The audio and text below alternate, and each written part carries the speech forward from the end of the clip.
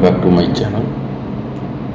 நம்ம இன்றைக்கி என்ன பார்க்க போகிறோம் அப்படின்னாக்கா, கண்டிப்பாக ஒரு அதிசயம் தான். என்ன அதிசயம்? இந்த உலக அதிசயத்தில் ஒன்றான சீன பெருஞ்சுவர் தான் இன்றைக்கி பார்க்க போகிறோம். சீன பெருஞ்சுவர் அப்படின்னு சொன்னாலும் எல்லாருக்கும் தெரிஞ்சிருக்கும். ஆனால் எதனால் இந்த சீன பெருஞ்சுவர் கட்டியிருக்காங்க வரைக்கும் யாருக்கும் தெரியாது.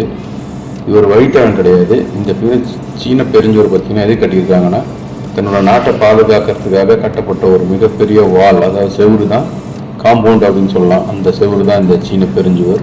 இந்த சீன பெருஞ்சுவரோட நிறைய அதிசயங்களும், இந்த சீன பெருஞ்சுவர் எதனால் கட்டப்பட்டிருக்கு அப்படிங்கிற விஷயத்தை பற்றி தான் இந்த வீடியோவில் பார்க்க போகிறோம்.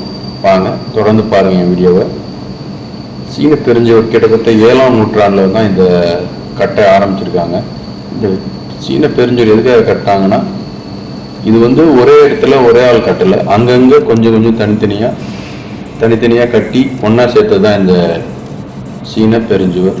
கிட்டத்தட்ட ஒரு 2500 கிலோமீட்டர் தூரத்துக்கு இந்த சீன பெருஞ்சுவர் கட்டியிருக்காங்க.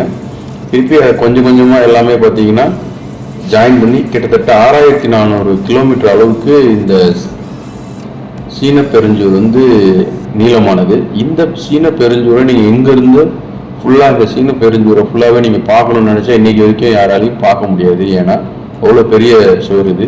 இன்றைக்கி உள்ள டெக்னாலஜியில் அப்படின்னு பார்த்தீங்கன்னா ட்ரோன் வச்சாலும் பார்க்க முடியல, ஹெலிகாப்டரில் போனாலும் பார்க்க முடியல.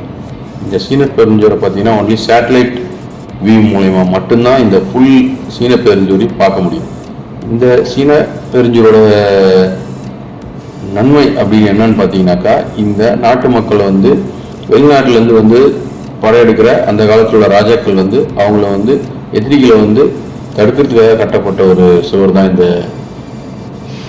சீன பெருஞ்சுவர். இந்த சீன பெருஞ்சுவரில் பார்த்தீங்கன்னா 5 கிலோமீட்டர்லேருந்து 10 கிலோமீட்டருக்கு ஒரு தங்குற இடம், அதாவது ஒரு கோட்டை மாதிரி கட்டியிருக்காங்க. கிட்டத்தட்ட இந்த கோட்டை பார்த்தீங்கன்னா சும்மா 2 பேர் 3 பேர் தங்குற மாதிரி கிடையாது, ஒரு 50 பேர் அந்த கோட்டைக்குள்ளே தங்கலாம். அந்த அளவுக்கு ஒரு நம்ம நடந்து போயிட்டு அந்த இடத்துல ஸ்டே பண்ணுறதுக்காக ஒரு 50 பேர் தங்கக்கூடிய மாதிரி கட்டியிருக்காங்க. அதனால் 5 to 10 கிலோமீட்டருக்கு இந்த சின்ன சின்ன கோட்டைகள் இருக்கும். அதுவும் இல்லாமல் இந்த செவரில் பார்த்தீங்கன்னா கீழே எல்லாமே ஓட்டையாக ஜன்னல் வச்சுருப்பாங்க. யாராவது காமன் செவருக்கு ஜன்னல் வச்சுருக்கலாம் பார்க்குறீங்களா? ஏன்னா அந்த ஓட்ட வழியாக தான் எதிரி மக்களுக்கு வராங்களோ அவங்கள அம்பு விட்டு கொள்றதுக்காக இது பண்ணியிருக்காங்க. அது மட்டும் இல்லாமல் கிட்டத்தட்ட இந்த சீன பெருஞ்சுவரை கட்டுறதுக்கு 20-30 லட்சம் மக்கள் இவங்க இறந்துருக்காங்க அப்படின்னு சொல்கிறாங்க. ஏன்னா இது ஒரு சமமான நிலையில் கட்டக்கூடிய ஒரு சீன பெருஞ்சுவர் கிடையாது.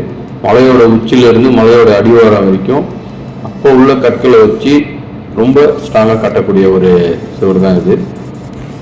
சீன சுவர் பார்த்தீங்கன்னா உலக அதிசயங்களில் 7 இதுவும் ஒன்று. கிட்டத்தட்ட 1887 பார்த்தீங்கன்னா யுனெஸ்கோவால் உலக பாரம்பரிய மிக்க ஒரு இதாக அறிவிக்கப்பட்டாங்க. 1938 பார்த்தீங்கன்னா இது ஒரு பெரிய உலகத்தில் உள்ள ஒரு பெரிய அதிசயங்கள் அப்படின்னு சொல்லி ஆரம்பிக்கப்பட்டு 1987 யுனெஸ்கோவால் உலக அதிசயங்கள் ஒன்றா இது கொடுக்கப்பட்டிருக்காங்க. இன்றைக்கும் இந்த சீன பெருஞ்சுவரை பார்க்கறதுக்கு பார்த்தீங்கன்னா வருஷத்துக்கு எத்தனையோ லட்சம் பேர் வராங்க அப்படின்னு சொல்கிறாங்க. ஆனால் நீங்கள் முழுமையாக அந்த சீன பெருஞ்சுவரை யாராலையும் வரைக்கும் பார்க்க முடியாது. ஏன்னா இது ஒரு தூரம் ரொம்ப நீளமானது. சீன பெருஞ்சுவர் முக்கிய அம்சமே என்னன்னு பார்த்தீங்கன்னா எதிரிகளை தடுக்கிறதுக்காக கட்டக்கூடிய ஒரு காம்பவுண்டு தான். ஆனால் உலகத்திலே இந்த மாதிரி யாரும் இவ்வளோ பெரிய ஒரு காம்பவுண்டை கட்டினதில்லை. சீனா மட்டும்தான் கட்டி தன்னோட நாட்டை காப்பாற்ற அந்த அரசர்கள் இந்த செவரை எழுப்பி தன் மக்களை காப்பாற்றிருக்காங்க. அப்போலேருந்து இப்போ வரைக்கும் மக்களை காப்பாற்றுறதுக்காக ராஜாக்கள்லாம் இருந்திருக்காங்கன்றதுக்கு ஒரு பறைசாற்று அப்படின்னு சொன்னோம்னா இந்த சீன பெருஞ்சுவர். தொடர்ந்து என்னுடைய வீடியோ பாருங்கள். பிடிச்சிருந்துச்சுன்னா லைக் பண்ணுங்கள், ஷேர் பண்ணுங்கள், சப்ஸ்கிரைப் பண்ணுங்கள்.